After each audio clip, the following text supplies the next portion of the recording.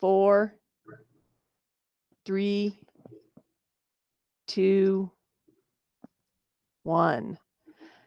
Good evening, everyone, and welcome to Parent University. This evening's topic will be on what to expect for AP classes this coming school year. We have some presenters here. We're going to introduce them here shortly. Before we get started, I wanted to remind you of how the evening works and how you get your questions answered. This evening, we have a little shorter presentation than usual. So we have a 30-minute presentation scheduled with 30 minutes for Q&A. And so we plan to be here an hour this evening. The process for submitting your questions, you're watching this via our YouTube channel live. In the comment section has been opened up, and so you may submit your questions via the comment section. We ask that you refrain from using this section to have discussion or just general comments, so we can make sure that we're capturing all the questions that come through.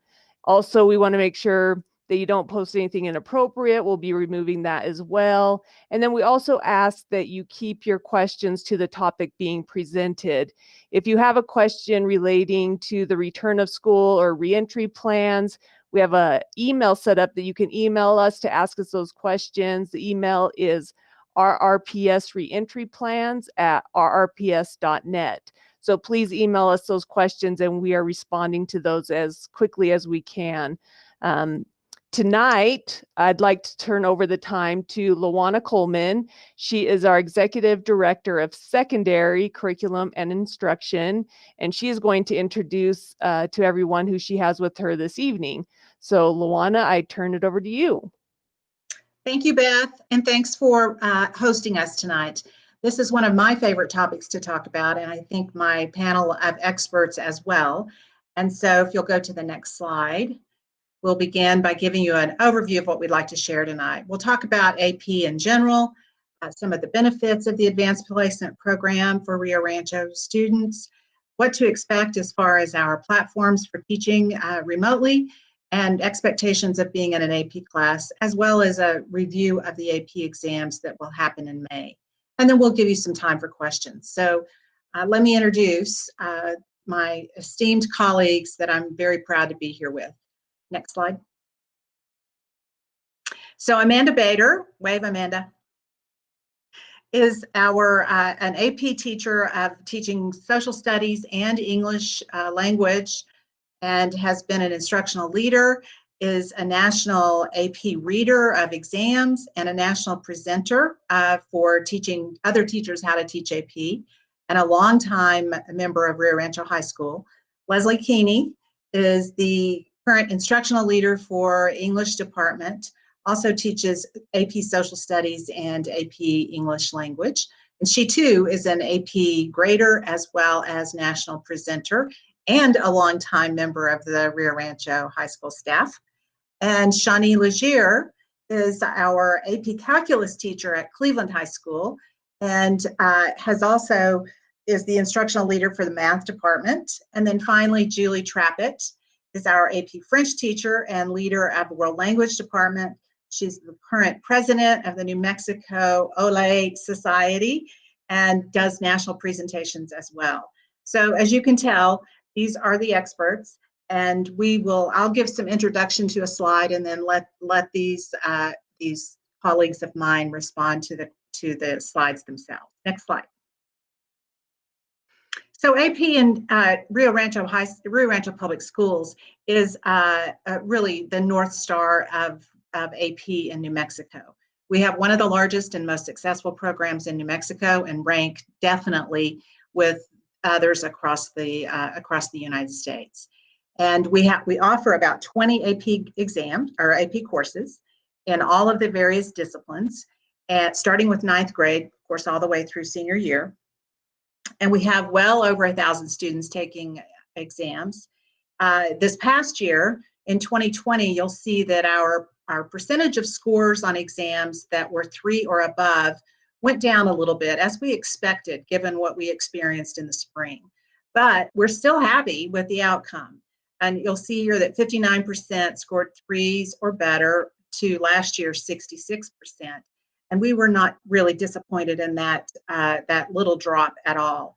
And in fact, we had students that were still highly successful in multiple exams and a lot of students taking. We only had a drop off of maybe a couple of hundred students that from last year's number of 1,100, I think. So we're proud of that number, and we know that we have the skills and the tools to bring students to success in AP this year. And we were just talking before we started how one of the advantages to the spring was having that experience of teaching virtually, and teachers are much more equipped to really get in there and start teaching just as they would if they were face-to-face with students. So I'm going to turn it over to Amanda, Shawnee, and Leslie to talk a little bit more about numbers and the data and what that means to them. Thanks, LJ. So this comes from my experience from all my years of AP teaching, but also I had two daughters at Rio Rancho High School last year who took exams. And I think that it's amazing that we only see a slight drop in our scores of 3 or above, given the gap that existed this year between when instruction ended and when the exams took place. In New Mexico, we're really lucky that in a traditional calendar school year, we teach right up to the exams. So we have plenty of time. We start early enough. We have plenty of time to cover the content, and then we build in a week or two to review and to really prime and prep those kids for exams. This year, the last day in person was March 13th, and all of the exams were given after the official end of school. So school ended in May, and exams weren't given until June. So it was a gap of 3 months for the seniors who took the exams the second week of not having face-to-face instruction, or not sort of being, it's like getting ready for an athletic event. We didn't have that time to sort of prime and prep. And so I think that those numbers are amazing given that fact.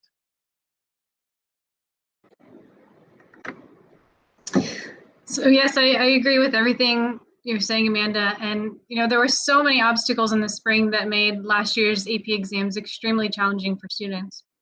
And I think this data shows that in spite of all of that, a majority of our students showed up and they did well.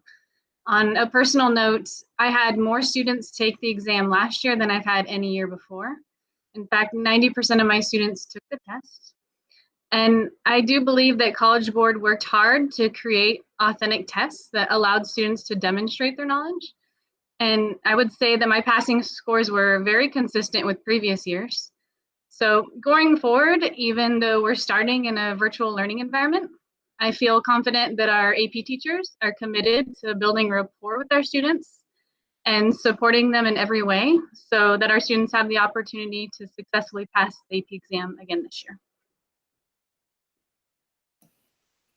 I think one of the things that I saw looking at the data this year, because I did look at all the exams from Rio Rancho, was how pleased I was with the students who, again, you never know in the beginning of the year who's going to pass the exam.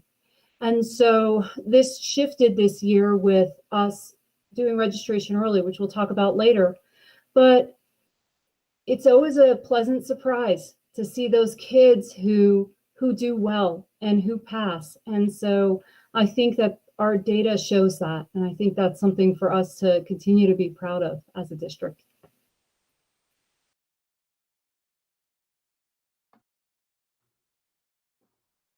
Next slide, please. The benefits of AP, particularly for parents, ends up being college credit. And that's a money savings, and it's certainly a way to have students well prepared for college by taking these bridge classes. And one of the things we were talking about a couple of days ago as we were preparing for this is how this virtual environment really does begin to prepare students for a college experience. More and more classes are done online. There's more in college, they don't see their teacher every single day. And so I think we're doing even a better job of preparing students for a college experience, given that we're starting in this remote setting. You'll see that the opportunity to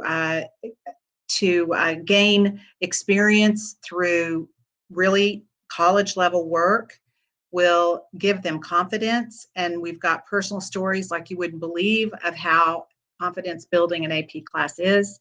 And I'll turn it over to Julie and Shawnee to talk a little bit more about the benefits. Yeah, thank you. And I'm so glad that you brought up confidence, because honestly, that's one of the things that I see the most in my students. I think one of the greatest benefits of taking AP courses is that students build skills and confidence that prepare them for college. They're exposed to rigorous content, but they learn essential time management and study skills that are needed for college and career success. And they get to dig deeper into subjects that interest them, and they get to tap into their creativity and problem-solving skills to address the challenges that come with the course. And I think another benefit that students who take AP courses get is they send a signal to colleges. Colleges look at that and they see that they're serious about their education. They're willing to challenge themselves with rigorous coursework. And colleges and universities report that students' AP experience favorably impacts admission decisions. And I think that it's proven by research that students who take AP succeed in college. Research shows that if you receive a 3 or higher on an AP exam, those students are typically experience greater academic success in college and even have higher graduation rates. And, Luana mentioned the benefit of saving money. And not only do students have the chance to save money, but time. With a passing score through higher, students can earn anywhere from 3 all the way up to 8 college credits for an AP course.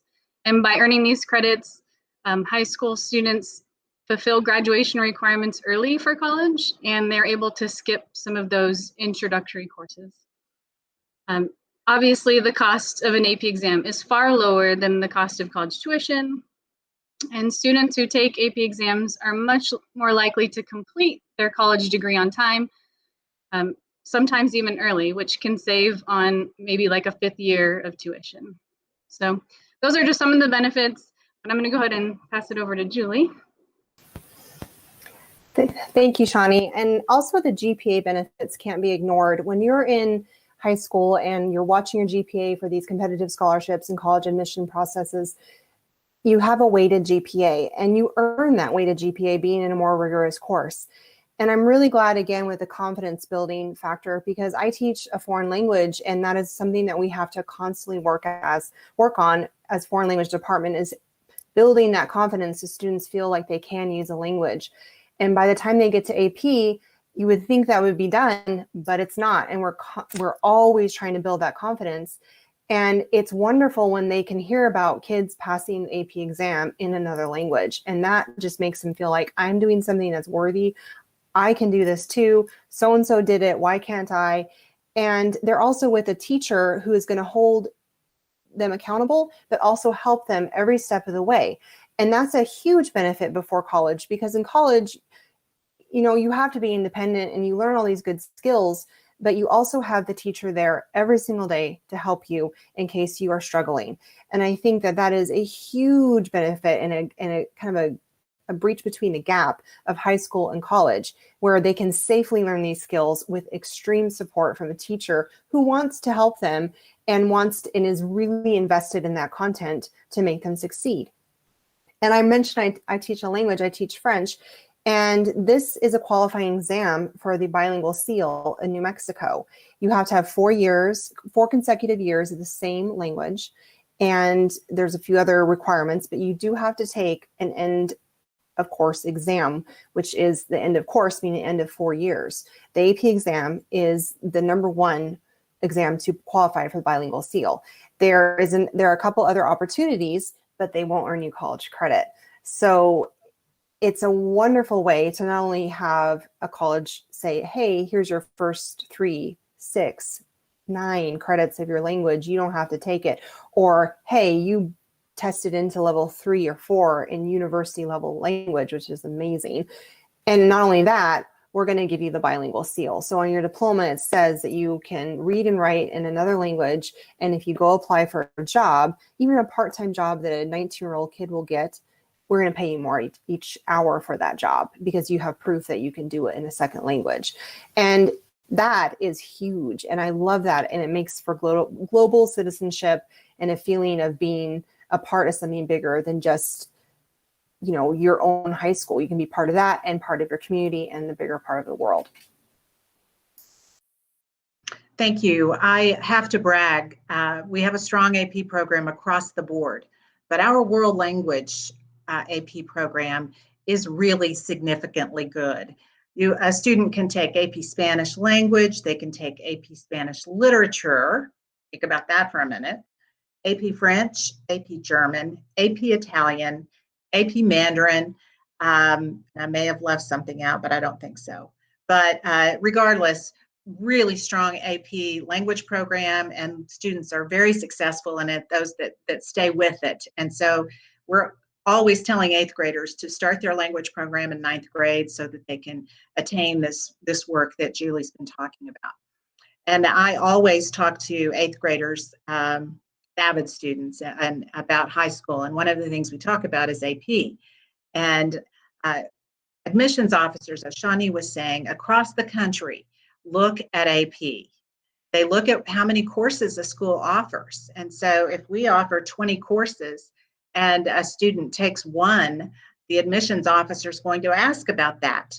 You had all these opportunities. What does that say about the kind of student and the effort and hard work that you're willing to put in if you're not taking from a broad scope of those? And they also talked about finding students' passion, and that's another great thing about AP. Students don't have to take an AP course in every subject. Some stick with the social studies and take every social studies AP course they could find, or it might be science and math. But that's a really nice advantage for kids to find that niche and be able to focus on the things that they're passionate about and they're strong in. Next slide. The platforms that we're using this year are twofold for AP classes. Of course, you know that our primary management system will be the Google Classroom. And then on top of that, students and teachers have access to the AP Classroom. So we're going to spend a little bit of time talking about what Google Classroom is going to look like for AP class, and then what the AP Classroom is going to look like. And so Amanda, will you talk to us about Google Classroom? Absolutely. So Google Classroom is familiar to all high school students by this point. And even the incoming freshmen have been, used it last year in middle school. And so it will be a very comfortable tool for most of them to use. And some things have been streamlined and clarified. So it should be even more comfortable for students to use. But this week at a glance is going to be sort of how they get their bearings for all classes each week. And it's going to delineate what the expectations are for that student, for that particular class, for the next 5 days of instruction, whether that instruction is synchronous through a Google Meet and the teacher, or asynchronous work that they're doing independently at home. We've mentioned multiple times that College Board classes, AP classes, are intended to prepare students for college, and that this opportunity to do this remotely this year is going to lean on them a little bit more, because they are going to have to do some careful time management and be a little bit independently motivated. However, as Julie mentioned, the benefit of taking these courses in high school as opposed to in college is that we're all teachers. We aren't just content experts, as they'll find in college. But if they're struggling with anything, whether it's how to use the technology or they have a question about the paper, they can ask us, which is not always the case with a professor. And so the Google Classroom is a great tool for communication between students and teachers. They can, send a quick message to the teacher. But it's also going to be where they sort of, as I said, set their plan for the week and sort of know what's expected. This, again, is much better than college. Some of you may remember the nightmares. I had nightmares about missing something on a syllabus because the professor passed out the syllabus the first day of class and all of your due dates were on there. And I would just have a panic attack that I had managed to miss something in all of my classes. So this week at a glance is going to be a major tool for students in all classes, but particularly in AP classes, to figure out early on Monday how they're going to devote their time that week and what they're going to need to focus on. And so I think it's a major organizational benefit. So even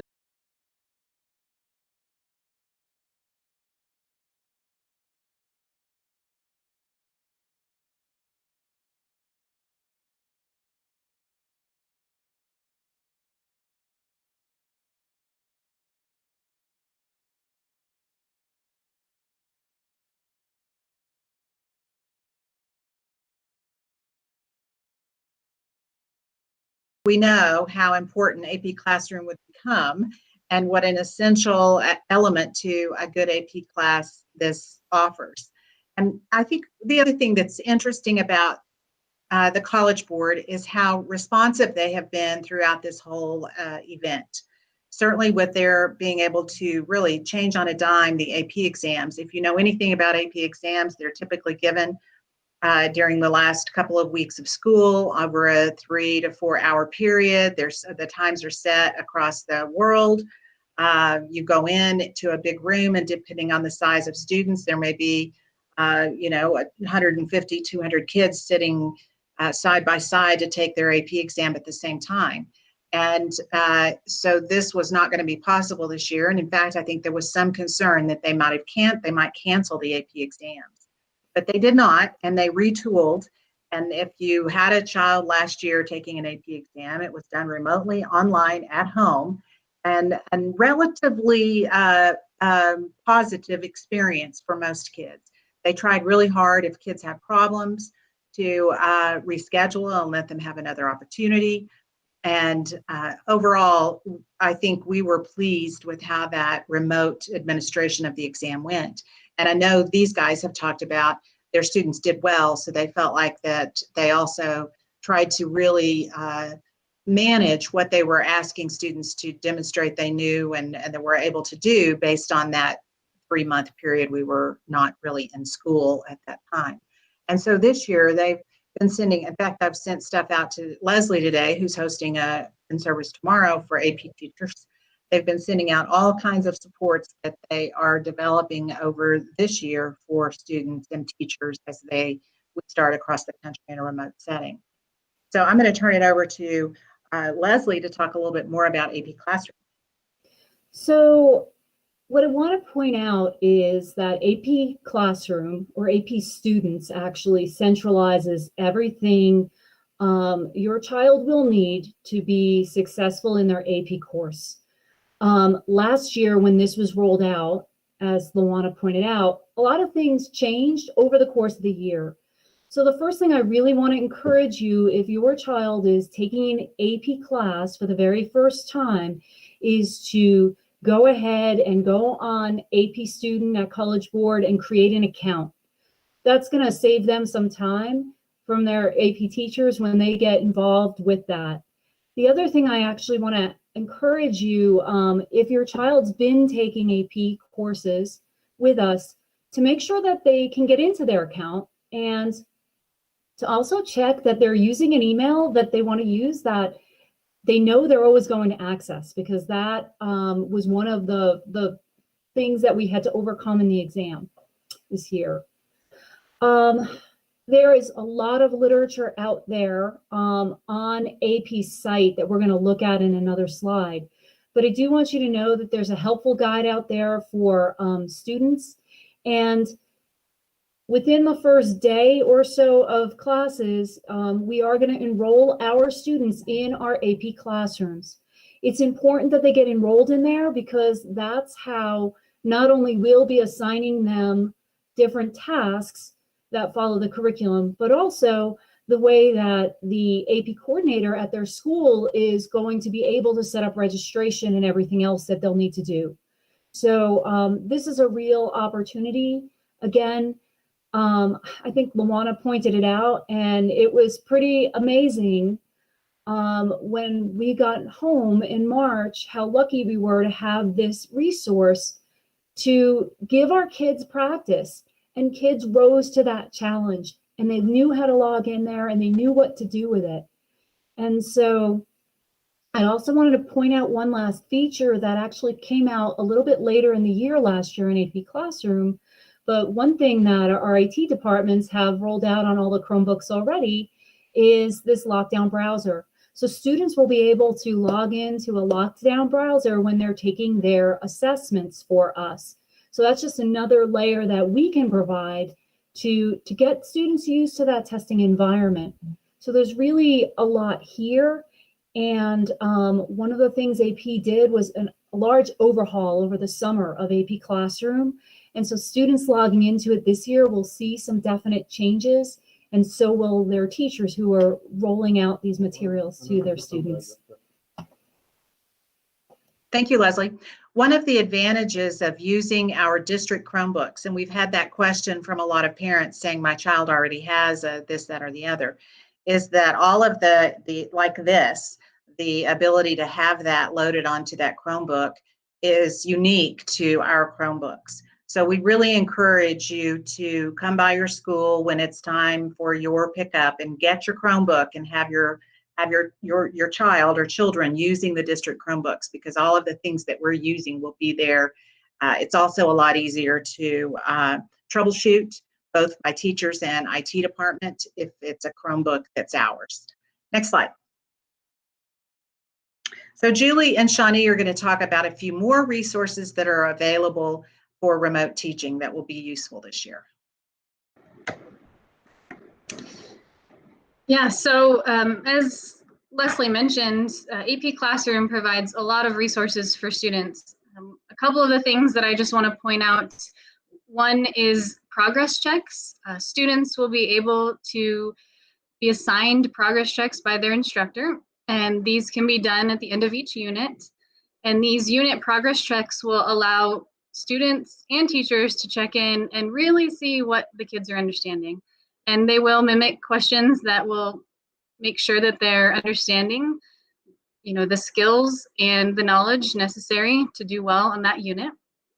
So this is going to be something that's going to give feedback to both teachers and students as we go through the units. And another great resource that college will be releasing is something called AP Daily. AP Daily will offer AP students daily support on each topic and practice applying relevant skills. And they're going to do this in short segmented videos. So these videos can be used during remote learning, but they'll also be a great support when students return to the classroom. So starting September 1st, these AP Daily videos will be available on AP Classroom. They're going to start by launching Unit 1 videos first, and then they'll continue to release future units on a rolling basis. College Board started these videos back in March when school ended abruptly, and wow, I can't even say how much of a huge success they were. They did an incredible job of pulling all these instructors and offering these live YouTube videos to not only teach new content to students, but to review for the AP exam. And I know from my experience and just the feedback I received from my students that this was probably the most useful tool for them. They were able to not only watch these videos, but to ask questions, and it really helped support us as teachers while we were home. I think those students felt more prepared and confident for the exams, and I'm just really excited that they saw the success and they are continuing it this year. Another resource, not through College Board, is a free resource available for AP students. Most of you know Khan Academy. So Khan Academy is actually the official practice partner for AP. They offer free instructional videos, articles, practice exercises, all designed to build the knowledge and skills that are needed for AP level courses.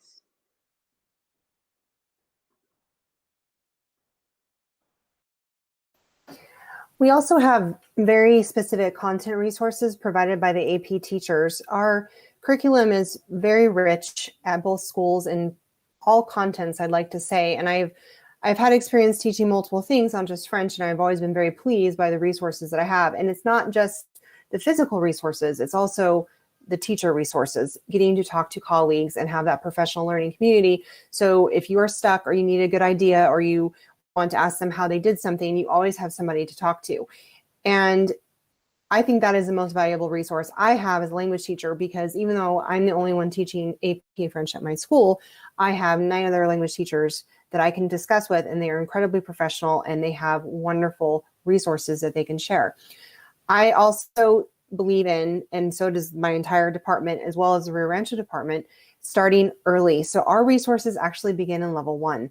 We don't start with AP resources, starting off your senior year in August, day 1. We've started that day 1 in your French 1 class when you're 14 years old, or in your Chinese 1 class, or your Latin 1 class, or whatever class you're taking, because you build those skills over the years. And I think that, again, it's the people that are the resources, because those teachers know the curriculum so well that they're going to know, we did this in 10th grade, or we did this in 9th grade, or we did this in this other class.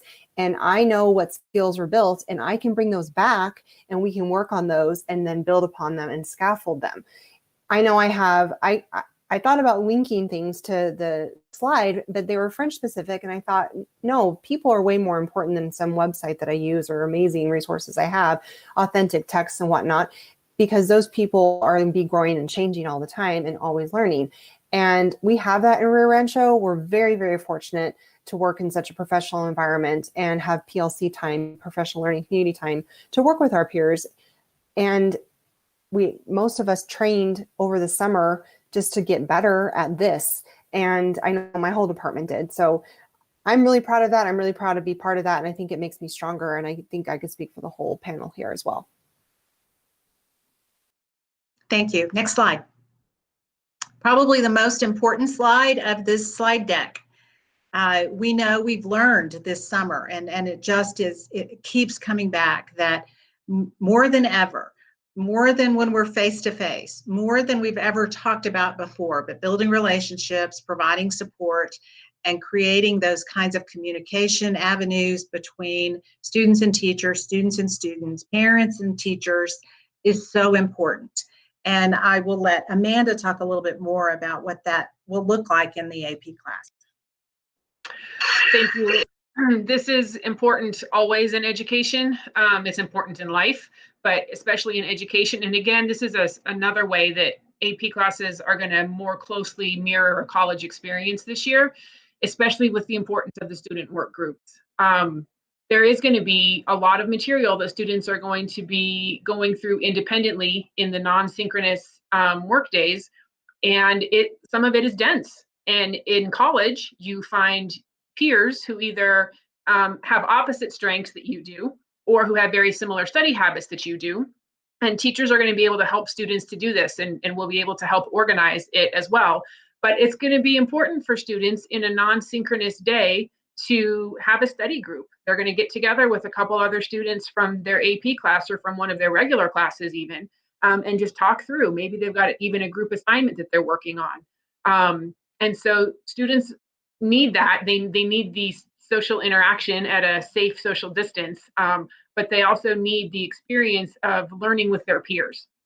And that's not something that we're giving up or that we're expecting to not happen. Even though we're learning remotely, that experience is integral to the success of students in all classes. And then just quickly on a personal note, I will also say that students and parents need to not be afraid to reach out to the teacher if something is unclear or something isn't working. And I know that my own daughters last year, when we jumped into this unexpectedly, my daughter said, well, this isn't working. And I said, well, have you told your teacher? Because your teacher may not know that it isn't working. They don't see, the link was working when they posted it. And if it's not working anymore, somebody needs to tell her so that she can change it, because we're not seeing students face to face. And so we all need a little bit of grace and a little bit of patience, but we also need to not be afraid to communicate. And it's not meant critically, and it can be done not critically, but we need to know if students are struggling, and if they've worked together in a group and still can't figure it out, then that's something that the teacher is going to need to know. But that student study groups, again, is a skill, and workplaces are more collaborative than ever. It's a skill that they need, and it will help not just with the academic content of their AP classes, but it's just a skill that's necessary in today's world. Thank you, Amanda. It looks like the rest of you might want to say something about this topic too. Does anybody else want to pitch in?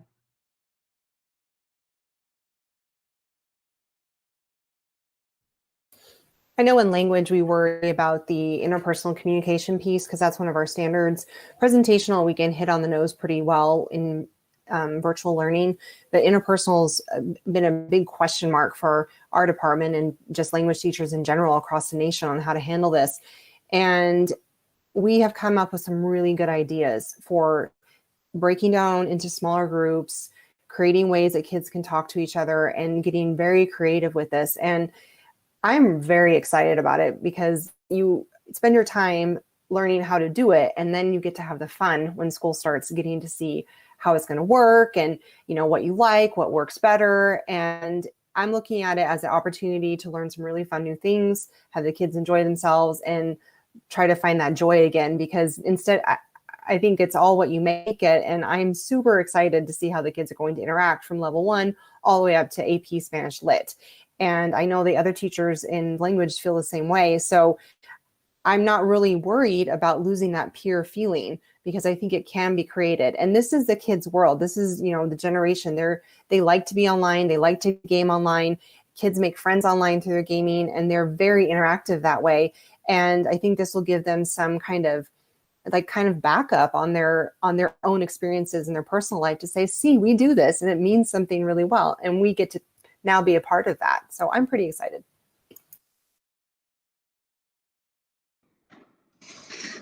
I'll jump in and say something here. I definitely would say that, you know, we all know that this has been hard on students and that it will continue as we don't have the face-to-face and the social interaction, but it's hard on teachers too.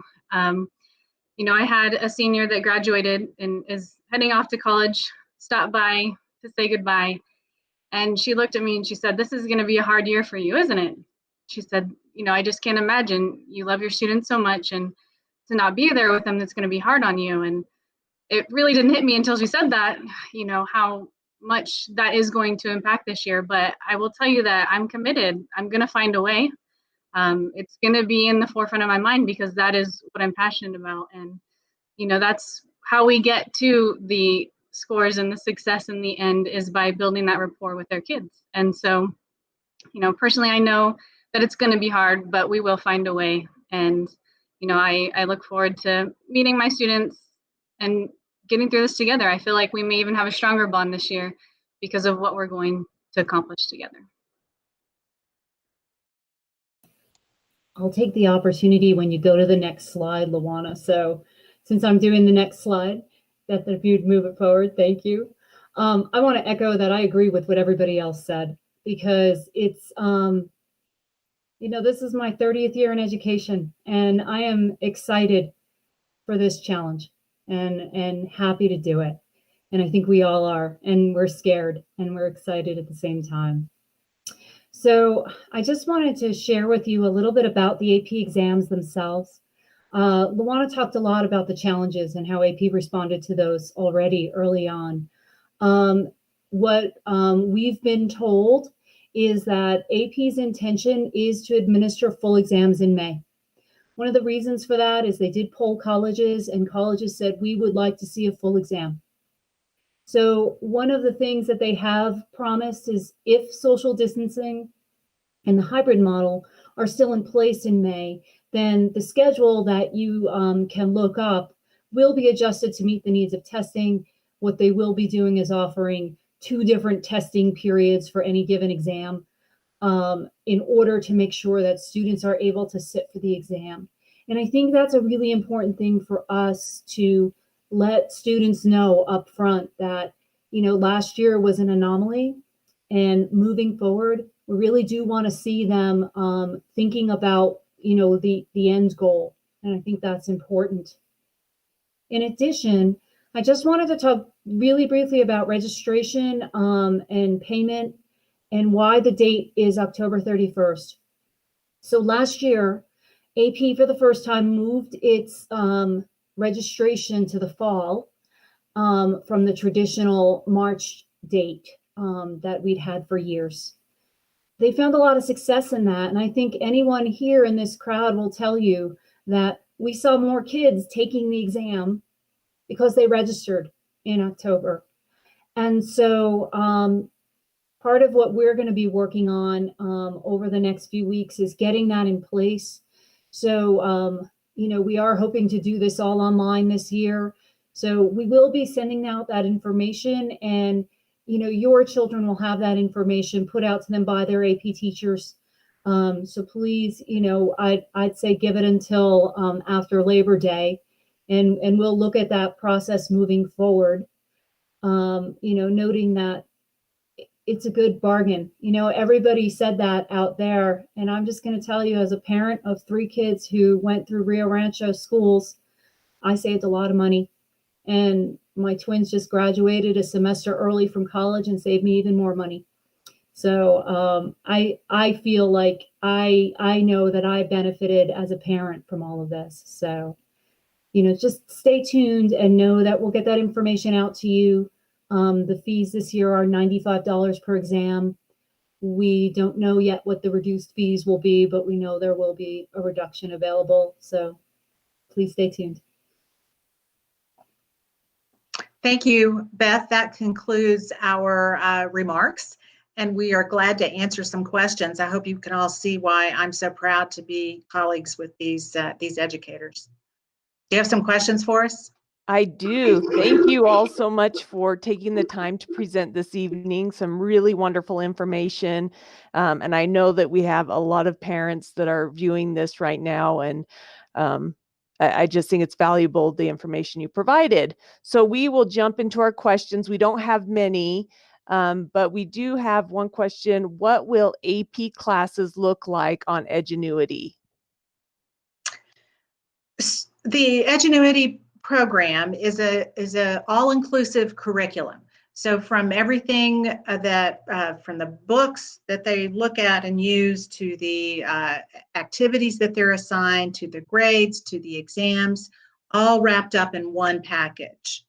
And so the couple of things that make it different from what you've heard about here is that these programs at the Rio Rancho High and Cleveland High that are Google Classroom driven are teacher driven.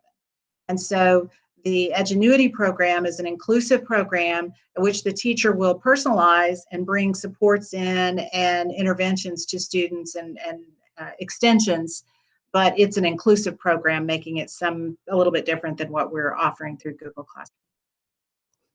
Thank you. Do y'all have an answer, anything to add to that, or do you know anything to add to that? I looked through the curriculum for one of the courses I teach, and I will say that for parents who are concerned, Edgenuity is in the process actually of aligning them to the AP units structure, which is going to be a benefit for your child if they're taking the course through Edgenuity, in that they will follow the unit structure that all other students are expected to follow. As far as I could see, students won't be enrolled in AP Classroom, so they won't have that support, but they will have access to all of the materials that AP has through AP Central. So if your child's on Ingenuity, please encourage them to get on AP Student and look in that area. Thanks, Leslie. Thank you. All right, our next question: how will sign-up dates for AP exams be communicated?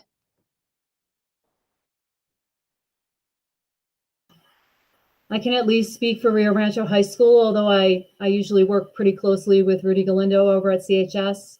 And what I'd like to say is that we have typically driven it out through our Google Classrooms. We ask the AP teachers to send that information out. There'll be links on their Google Classroom page. There'll probably be links on the main website as well for each of your respective schools that your children go to. And then that's where the payment link will reside as well.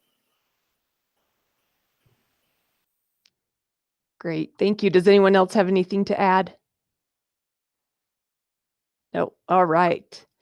Our next question: will the progress checks and support also apply to the AP students on Edgenuity? And you kind of addressed this, but I'll open it back up. Well, one thing that Edgenuity has is those progress checks built into its program. So parents and students get updates all the time that will tell them what kind of progress they're making through the program. So that's absolutely there and a part of Edgenuity. Yeah. Perfect, thank you. And the AP Daily will be accessible to anyone because it's on the College Board's YouTube channel. Excellent. Thank you. All right. How will teaching change if or when school changes from the all online in August to the actual hybrid model, hopefully after Labor Day? We're just wrapping our head around what the virtual is going to look like.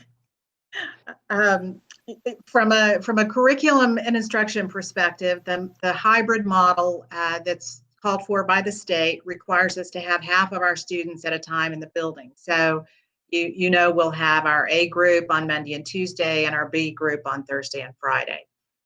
I think what I want you guys for sure to weigh in on this, but the 30,000 foot thinking is that on the days that teachers are face-to-face with students are the days that they are doing the really high leverage, difficult concepts, difficult kinds of interactions that they want to have time to work through with students, so that on the times that they're at home doing asynchronous work, that's work that they can do at home on their own, hopefully with some support, but more independently.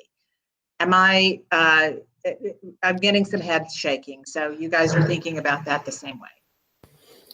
And also on the hybrid, when we are home on Wednesdays, and so we can give supports on those days as well. So really, we're going to be seeing our kids like Monday, Tuesday, Thursday, Friday, but then we will also see them virtually Wednesday. So if anyone's having struggles or they need extra support or we needed to re-clarify or whatnot, we will have that whole day to work with them. And I think that's super important because kids will have time to work on their own, which they will need because we use a lot of time in class for that as well. And we can kind of condense that down to their own work at home. And I think it could be incredibly productive actually in that kind of structure. I think I want to add to what you just said and to what Amanda said earlier. It is so important that we encourage students to reach out to us. I know that that's hard. Maybe I think one of the things I last in the online environment, kids who never spoke reached out to me. So I'm hoping that both models to see that. Thank you. All right, our next question. Will the Edgenuity AP teachers be RRPS teachers? Yes. Easy answer. Yes. Okay, next question. What will the size be for AP classes as far as students? Will they be smaller than other classes? It just depends. It depends on the enrollment and how many students want that particular class. I know that AP World History is one of our largest ones, and you have had over 30 on occasion, I think. And then you've got AP French, which may be much, much smaller, but often combined with another class in some cases. Some of the AP languages do that. And AP Calculus is typically not a huge class, but it just depends on the year and depends on the enrollment. So, yeah. Do y'all add anything? One thing that I'll add to that is, with using the Google Meet Wednesdays or whatever day for math it'll be Wednesdays, we'll be allowed to break up our classes into different smaller parts. So we will be able to have a little bit smaller groups to work with. So that is an opportunity that we'll have, on virtually that we wouldn't have in class. So that'll be one way for us to have more manageable groups and have, be able to build those relationships and really get to know our students and see what they need in that smaller group setting. Thank you. Yep. And sorry, Beth, related to that, Shawnee, is the additional opportunities for just straight up tutoring. I mean, it's very difficult for students in the traditional setting to have the time when we're not in front of another class to come and ask us for help. And it often requires either getting rides to school before or after or giving up a lunch period. And the other benefit of the way that this schedule is set up for this remote learning is that I think that students are going to be able to find time and teachers are going to be able to offer chunks of time where students who are struggling can come directly to us for help. I'd like to quickly kind of share the schedule that we'll be using. I think Beth is sending out a parent note soon that will have kind of a sample student schedule. But basically what we're going to be doing is that each content discipline area will have a specific day that is their day for required Google Meets. So math is Wednesday, ELA is Monday. I think foreign language is, you're Monday. Okay. Each department discipline has a different day of required Google Meet. So if I'm a student taking calculus, I know on Wednesday for my third period, I will be on that required Google Meet with my teacher. And same for the schedule as the student gets, they'll just follow that week. The other days, as Amanda was speaking to, are opportunities for asynchronous, which is individual independent work, as well as small group. Maybe Amanda talked about the student groups. Maybe the student groups get together.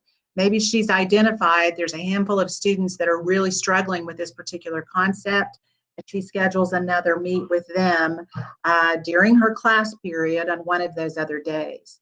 So one of the things we're really happy about is that opportunity, as Amanda said, to really isolate and tutor in ways that we've never been able to do before. When you had to do tutoring during your 30-minute lunch or before school or after school, it was really hard to do in any kind of meaningful way. So I think this schedule will give opportunity for that and support. And so you will expect that your child should be following their daily schedule every day. So if they have English first period, they should be doing some English first period every day. That will be helpful in creating structure for teenagers, and something that you can hold on to, that you know what their schedule is, and therefore you can say, I think you have calculus third period. What are you, why are you gaming right now? Or no, you wouldn't be doing that. Why are you doing your English in third period? So I think the schedule is a framework that we're certainly excited about and ready to move into. They talked earlier about the week at a glance. We'll be getting that out for every class. The teachers will post that every Monday morning, and that's what's due and what to expect for that week. So we have learned that consistency and routine is really important in this kind of environment, and we're trying to do what we can to provide that. Great, thank you. We have 3 final questions. So the next one is, how do we find out what our students' grades were from the tests in June? Oh. So your children can log in and see their own scores. And that's the fastest way for them to see their score. They just have to log into their AP account and they can pull up their score. Now, let me just clarify. If your child submitted his or her exam through the email option during the second administration, those exams got scored later. And so those scores are just now rolling out. We did have a small handful of students across the district who took the exception exam date at the end of June, and those were just scored last week. So those will be coming out soon, but those scores were made available to students in mid-July. So they should be able to log in and show you their scores. Perfect, thank you. All right, the next question. Will more AP classes be offered in Edgenuity or in Google Classroom? We have more through Google Classroom. Okay. Thank you. And the last question, are there Google Meet days for Edgenuity students too? I'm not sure how they've scheduled that just yet. I think there will be, but I have not seen that schedule. Great. That is all the questions for this evening. I would like to give you all one last chance if you wanted to say anything else in closing, and then I will wrap it up.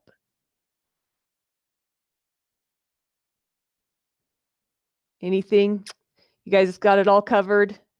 Got it All all right, covered. you're good Let to these go. guys go rest a minute after their, I didn't say this to the whole group, but today was the first day back on contract. So, and they were in Google meetings pretty much all day long. So I know they're exhausted, and I'm so appreciative that you took this time to share with us your programs and some stuff about AP. So thank you. Yes, thank you again to our presenters. We truly appreciate you taking the time. I know our parents also appreciate it. As a reminder, if you missed part of this presentation or if you'd like to view it again, we will be posting this to our website, and so you can share it with other parents, or you can go back and watch it and review pieces that you want to see again. Also, just as a reminder, if you think of a question later that you didn't get answered, please feel free to email us at rrpsreentryplans@rrps.net. We're responding to those as quickly as we can. And we look forward to our next Parent University, and thank you again for joining us this evening. Have a good night.